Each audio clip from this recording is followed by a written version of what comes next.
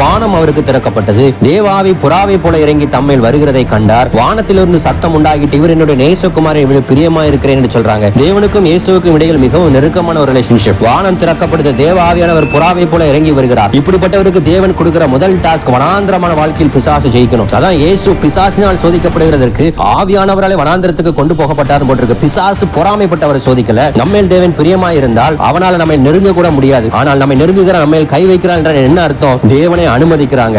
வனாந்திரத்தில் அவருக்கு பசி உண்டாயிற்றான். இது வனாந்திரம். அப்பங்களை உண்டு பண்ண அவரால் கூடும், ஆனால் செய்யக்கூடாது. தமக்கு வல்லமை இருக்கு, ஆனா பயன்படுத்தக்கூடாது. பிசாசு சொல்கிறான், கல்லுகளை அப்பமாக்கும். கல்ல மாத்திரமல்ல, 12 எம்டி கூடைகளையும் அப்பங்களால் நிரப்ப அவரால் கூடும். ஆனால் இந்த வல்லமையை தேவன் அனுமதித்து இந்த வனாந்திர வாழ்க்கையில் பயன்படுத்தக்கூடாது. அதே போல்தான் நீயும், உனக்கும் மகிமையான அதிசயமான நாட்கள் காத்திருக்கு. ஆனால் நீ இந்த வனாந்திரமான வாழ்க்கையை கடந்துதான் அதையும் பார்க்க முடியும். உன் வயிற்றையே நிரப்ப எனக்கு வழி இல்லை என்று நினைக்கலாம். ஆனா உன்னை கொண்டுதான் 5000 பேர்கள் வயிற்றை தேவன் நிரப்ப போகிறார்.